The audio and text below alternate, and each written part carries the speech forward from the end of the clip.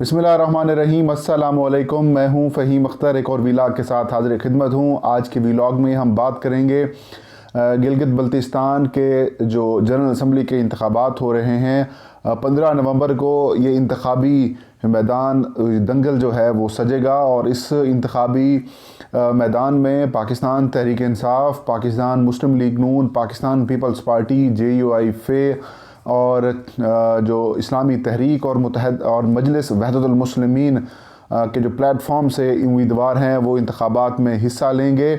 और ये इंतखाबात भी एक दफ़ा फिर इस बात को ज़ाहिर करेंगे कि अवाम का जो डेमोक्रेटिक प्रोसेस है उसके ऊपर एतमाद मौजूद है।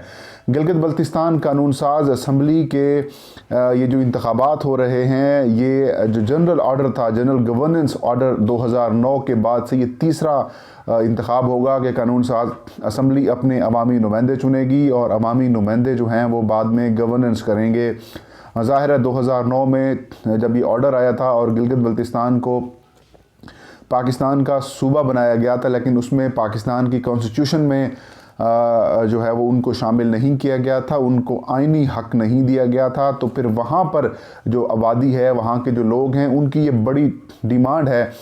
जो सबसे बड़ी डिमांड अगर गिलगित बल्तिस्तान के आप किसी शहरी से बात करें तो वो ये बताते हैं कि उन्हें आइनी हक दिया जाए, उन्हें अवामी नुमाइंदगी दी जाए। आइनी हक से मुराद ये कि गिलगित बल्तिस्तान को पंजाब, खैबर पख्तूनख्वा, सिंध, बलूचिस्तान की तरह एक सूबा बनाया जाए और उस सूबे की कौमी असम्बली में भी नुमाइंदगी हो और उस सूबे की सेनेट ऑफ पाकिस्तान में भी रिप्रेजेंटेशन हो। तो इसको दो डिमांड्स को एक कहा जाता है, आइनी हक और जो अवामी नुमाइंदगी है सेनेट और कौमी असम्बली में, पार्लियामेंट ऑफ पाकिस्तान में, कि जो भी कानून साजी हो, NFC अवार्ड्स हों, जो भी मामलात हों, उनको जो है वो आगे गिलगित बल्तिस्तान में भी मुंतकिल किया जाए, जिस तरीके से पाकिस्तान के बाकी सूबों को किया जाता है। लेकिन यहाँ पर थोड़े से इश्यूज सामने आ जाते हैं। जिस तरीके से कश्मीर हो, चाहे वो पाकिस्तान की तरफ कश्मीर हो या फिर इंडिया की तरफ का कश्मीर हो, वहाँ पर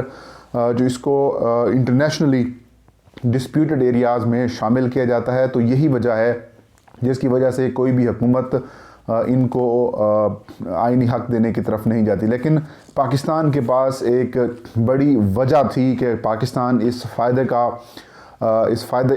फ़ायदा उठा सकता था। जिस तरीके से इंडिया ने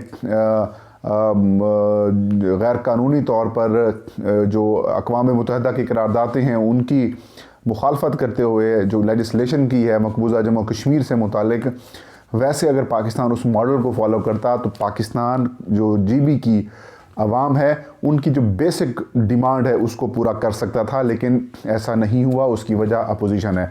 बहरहाल 24 नशिस्तें हैं, जनरल नशिस्तें, जिन पर बराह रास्त इंतखाब होगा। उसके बाद टेक्नोक्रेट्स की सीटें होंगी, बाद में ख़वातीन की टेक्नोक्रेट्स की। तो उसके बाद कुल जो तादाद है वो 30 के करीब बन जाती है।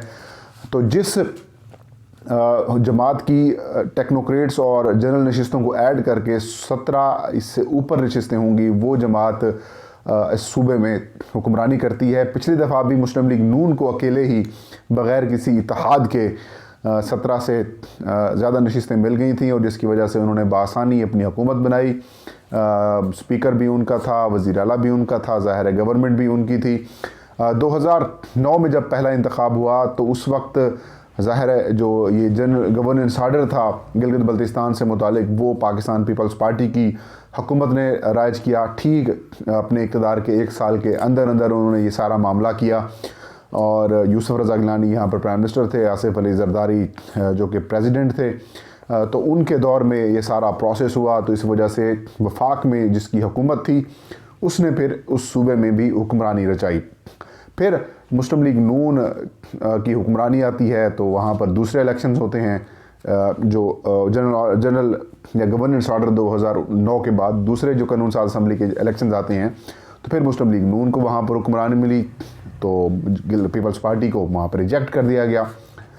तो अब जो तीसरा इंतखाब होने जा रहा है, इसके ऊपर बहुत सारी बातें, यहाँ वफाकी दारुल-हुकूमत हो या फिर आपको कई व्लॉगर्स ने भी बात की होंगी, कॉलम्स पढ़ें तो कॉलम्स में भी ये बातें हो रही होती हैं कि शायद इस दफ़ा जो गिलगित बल्तिस्तान की हुकूमत है वो पाकिस्तान पीपल्स पार्टी को दी जा रही है या फिर उसको देने का फ़ैसला किया जा चुका है।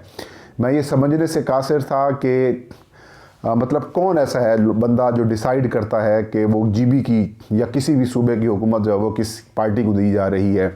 अगर तो ये डिसाइड पहले होना है तो फिर भाई इलेक्शन का ड्रामा रचाया ही ना ही जाए।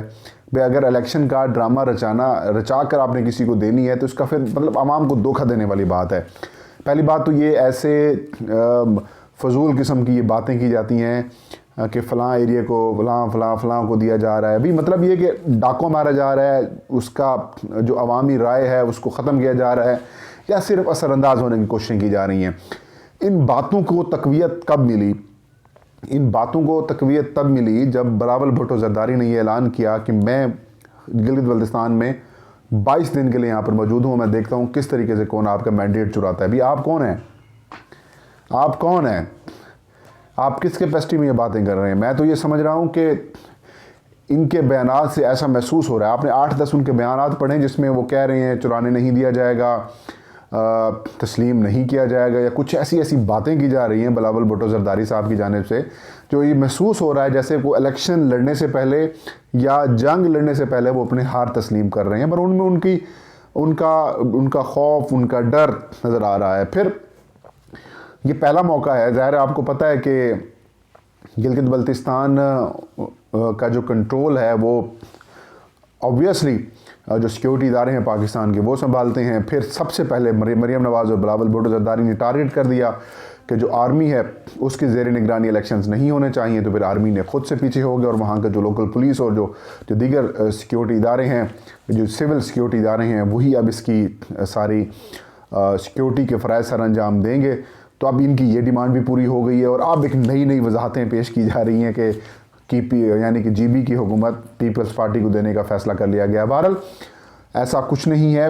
4 आज आपको मैं बड़ी वजूहात बता रहा हूँ जिनकी बुनियाद पर कह सकते हैं कि पाकिस्तान तहरीक इंसाफ गिलगित बल्तिस्तान के इंतखाबात को जीतने की पोजीशन में आ चुकी है। पहली वजह यह है कि माजी की प्रैक्टिसेस को देखें आज़ाद कश्मीर में और गिलगित बल्तिस्तान में, तो वो ये बताती हैं कि जिसकी फ़ेडरल गवर्नमेंट होती है वही ही हुकूमत बनाता है। तो इस दफ़ा पीटीआई की फ़ेडरल गवर्नमेंट है तो इम्कानात नहीं बल्कि किसी हद तक वहाँ पर भी अभी आवाज़ें आ रही हैं। मेरी वहाँ पे कुछ लोकल जो नुमाइंदगान हैं उनसे भी बात हुई है, वहाँ के शहरी हैं उनसे भी बात हुई है, कुछ पॉलिटिकल सर्कल्स में जो डिस्कशन रखते हैं, बातचीत अबूर रखते हैं, उनसे भी मेरी बात हुई। वो यही कह रहे हैं कि पाकिस्तान तहरीक इंसाफ की फ़ेडरल गवर्नमेंट है तो रिसोर्सेज भी वहीं से आएंगे, फ़ंड्स भी वहीं से आएंगे और चांसेस भी यही हैं कि वहाँ पर पाकिस्तान तहरीक इंसाफ की हुकूमत बासानी बन जाए। और इम्कानात वो ये ज़ाहिर कर रहे हैं कि शायद पाकिस्तान तहरीक इंसाफ को 15 से ऊपर नशिस्तें मिल जाएं, जो जनरल नशिस्तें। उसके बाद टेक्नोक्रेट को ज़ाहिर उस फार्मूला के तहत अगर जीबी इलेक्शन कमीशन देगा तो ज़ाहिर पीटीआई की हुकूमत बनाने की पोजीशन में आ जाएगी। MWM और इस्लामी तहरीक के इत्तेहाद ने भी इमरान खान की हुकूमत या पीटीआई को वहाँ पर जो है वो मज़ीद मजबूत कर दिया है। एक और बड़ी वजह जो विनिंग हॉर्सेस हैं, जो माजी में पहले पीपी में थे फिर नून लीग में आए, अब वो लोग बग़ैर किसी दबाव के पाकिस्तान तहरीक इंसाफ में शामिल हो चुके हैं। इनकी तादाद कुल 5 है। 5 नंबर बड़ा इंपॉर्टेंट होता है, बिलखसूस जब आप 15 सीटों के लिए इलेक्शन कॉन्टेस्ट कर रहे हो तो उसमें 5 मेंबर्स अगर आपको जीतने वाले आ जाएँ तो फिर आप आसानी से हुकूमत बनाने की पोजीशन में आ जाते हैं। तो विनिंग हॉर्सेस इनके साथ आए हैं। और दूसरा बेसिक डिमांड जो गिलगित बल्तिस्तान की आवाम की है उसको इमरान खान ने और पीटीआई की गवर्नमेंट, फेडरल गवर्नमेंट ने पूरा करने की बात की, कोशिश की कि इनको आइनी हक भी दिया जाए और इनको अवामी नुमाइंदगी भी दी जाए, और यानी कि आइन साजी करके, आइनी तरमीम करके जीबी को आइनी तौर पर पाकिस्तान का सूबा बनाया जाए, जो कि अवाम की वहाँ की मुसलसल डिमांड यही है। तो एक तो ये डिमांड उन्हें बात की है, तो एक तो तीसरी वजह ये होगी। चौथी बड़ी वजह कि अपोजिशन ने, पीपल्स पार्टी और मुस्लिम लीग नून ने इस आइनी डिमांड की मुखालफत की है। तो इस वजह से अवामी सर्कल्स में, जो गिलगित बल्तिस्तान के अवामी सर्कल्स हैं, उनमें ये बात बड़ी इसको मायूब समझा गया है और शायद चांसेस ये हैं कि इसका बदला जीबी की अवाम पीपल्स पार्टी और मुस्लिम लीग नून से ले। तो ये 4 जो बड़ी वजूहात हैं पाकिस्तान तहरीक इंसाफ के वहाँ पर जीतने की। और एक और भी बात की जा रही है कि पीटीआई के बहुत सारे हलकों में बहुत ज़्यादा उम्मीदवार खड़े हो चुके हैं जो कि पीटीआई के वोट को तोड़ेंगे। पहली बात तो ये है कि 2018 के इलेक्शन जिस तरह से हो रहे थे, अगर उसमें इस तरह का माहौल पैदा हो जाता तो फिर मैं ये बात मान सकता था कि पीटीआई के जो लोग हैं वो ज़्यादा खड़े हो जाएंगे, उससे नुकसान पीटीआई को। लेकिन इस वक्त जीबी के इलेक्शंस में की डायनामिक्स चेंज है। पीटीआई की गवर्नमेंट यहाँ पर है फेडरल में, तो वहाँ पर भी उन्हीं के उम्मीदवारों को ज़्यादा वोट मिलेंगे जिनके पास पीटीआई का टिकट होगा। और मेरे ख्याल में अभी इलेक्शंस कुछ दूर हैं। इससे पहले जो इमरान खान है या फिर पीटीआई के जो बड़े टॉप लीडरशिप में लोग शामिल हैं, अगर वो इसमें मुदाखलत करेंगे तो ये प्रॉब्लम भी हल हो जाएगा। तो चांसेस बहुत ज़्यादा हैं कि इमरान खान की हुकूमत जो कि जीबी में है, वफाक में है, तो यही हुकूमत गिलगित बल्तिस्तान में भी बनाने की पोजीशन में आएंगे। जब जैसे इस्लामी तहरीक हो गई या फिर मजलिस वहदतुल मुस्लिमीन होगी, इनका भी पीटीआई को साथ है, कुछ हल्कों में उनको सीटें भी दी गई हैं, तो एक कोलेशन गवर्नमेंट बनाने की पोजीशन में पाकिस्तान तहरीक इंसाफ आ सकती है और आ जाएगी, और इम्कानात भी यही हैं गिलगित बल्तिस्तान में। अगर दूसरी तरफ देखें, जितनी भी कमज़ोर पोजीशन में पीटीआई अगर हो भी जाती है कहीं पर, तो मुस्लिम लीग नून, पाकिस्तान पीपल्स पार्टी और JUIF ये अगर मिलेंगे तो फिर इम्कान इसका भी किसी हद तक लोगों की नज़र में शायद आ सकता है कि ये सारे मिलकर जो है वो PDM वहाँ पर गवर्नमेंट, लेकिन ऐसा होता हुआ दूर दूर तक नज़र नहीं आ रहा। तो नाज़रीन, ये थी आज की वीडियो।